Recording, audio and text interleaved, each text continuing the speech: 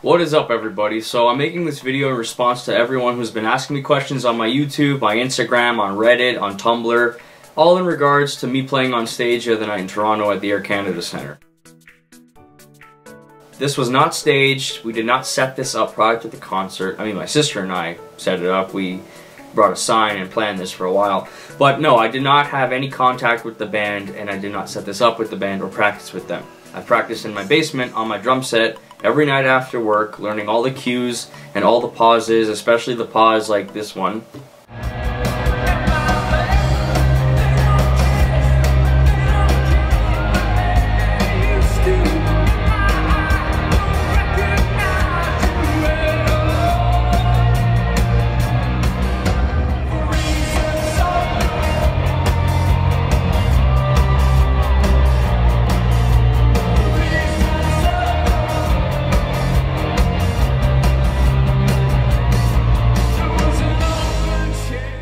A little stop that they do right before the chorus. I spent a couple of nights just learning everything and perfecting it as much as I could. A lot of people were saying, oh, this is staged. One guy on Reddit even said this is confirmed already. No, that's not true at all.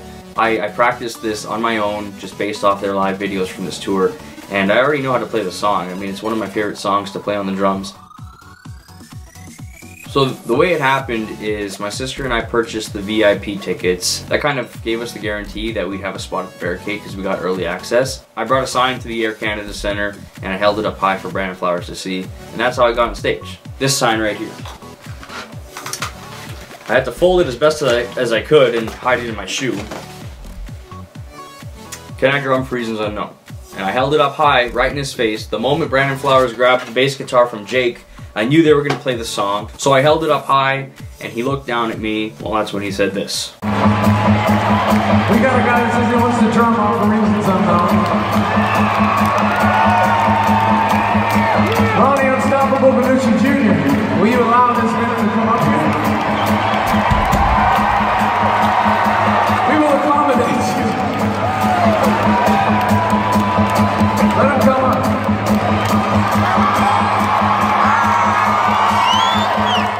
I still can't believe it. I'm still at a loss for words. He actually acknowledged it and called me up. It was amazing. I can understand why rock stars say this is the best job in the world, because I mean, you have thousands of people screaming your name, cheering for you, and you're just there doing what you love. So I walked up the stairs, and the minute I walked up the stairs, it's crazy. It's like you no longer acknowledge the thousands of people. Now it's, oh my god, here's Brandon Flowers walking towards me. There's Ted, there's Ronnie. This is the Killers, and I'm standing a couple of feet away from them, and I'm about to play with them. It's like time stood still for a moment, but then Brandon Flowers came up to me, shook my hand. He's like, what's your name?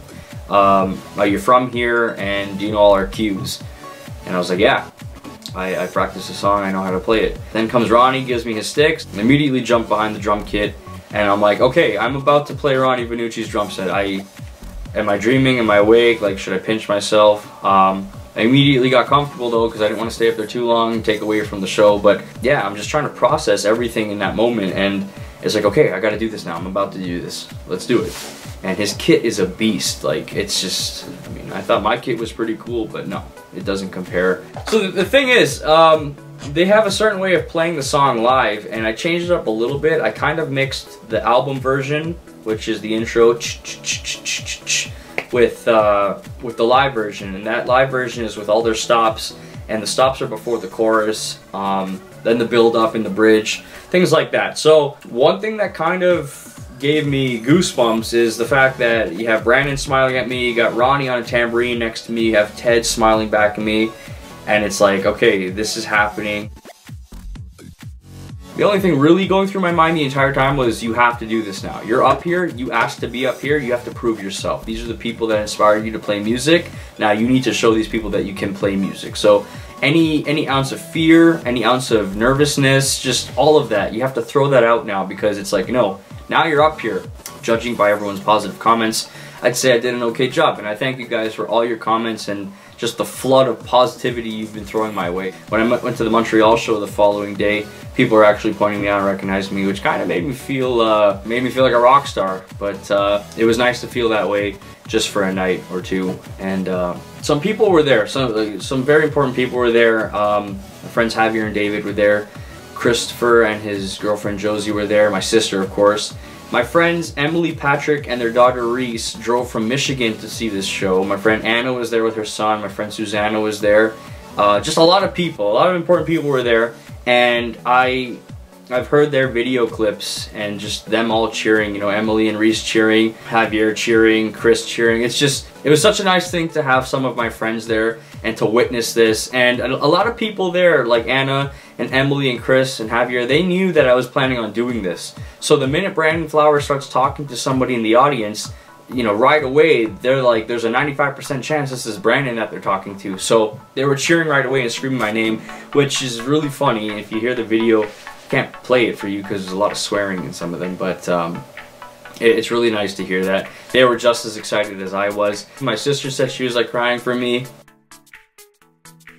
I don't know, guys. I don't know any other way to explain this other than it felt surreal. It was the most amazing experience of my entire life. It was the greatest moment of my entire life. You know, people dream their whole lives of experiencing something like this, and I'm so happy and grateful that I was able to actually experience it, and in my home city, which is pretty cool.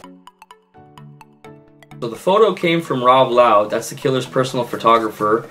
So he posted this photo and said, "Brandon from Toronto, we haven't met, but I feel confident in saying I captured one of the coolest moments of your life tonight. This dude absolutely nailed it, and no, this wasn't staged, it was just that good." So I have to thank Rob because he sent me that photo, and I'm going to frame it. My sister also wants to frame it because, yes, it was the best moment of my life, but she also said it was the best moment of her life seeing her brother play on stage with our favorite band. So I gotta say thank you, Rob Loud, for taking that photo. The first time I heard For Reasons Unknown was back in 2006. It was a live video. It was the first song I heard off of Sam's Town, which is my favorite rock album of all time. And this is actually the video that I saw for the first time.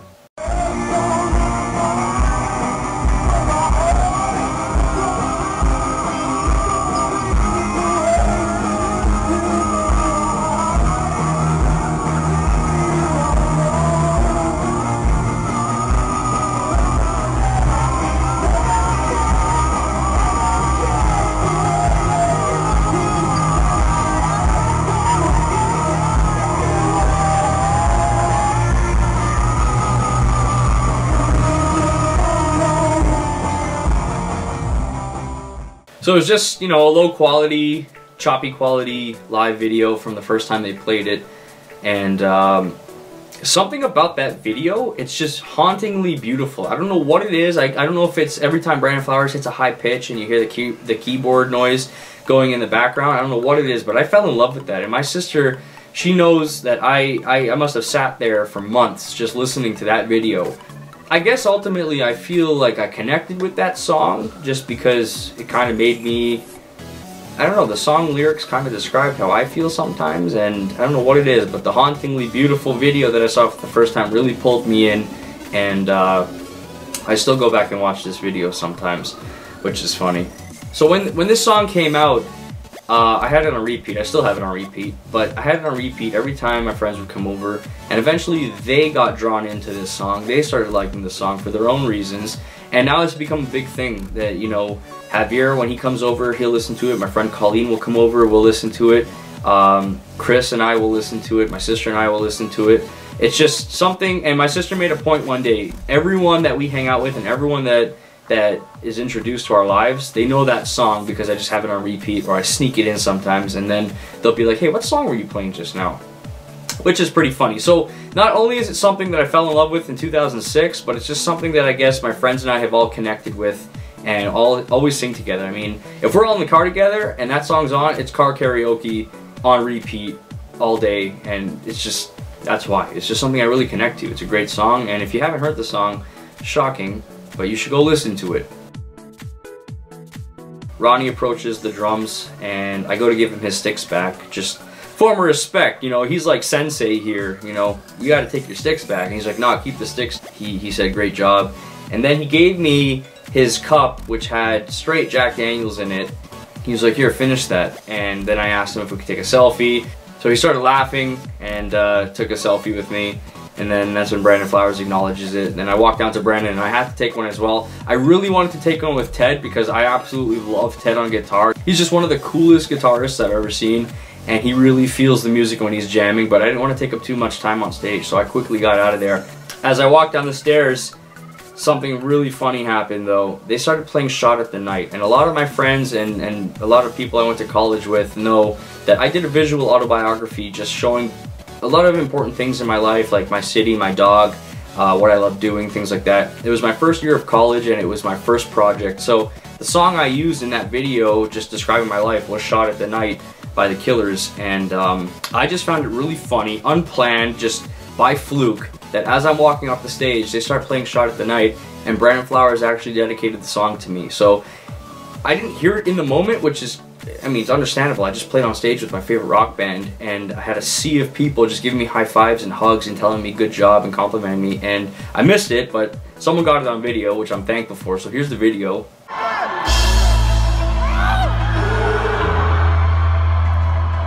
This one's dedicated to Brandon.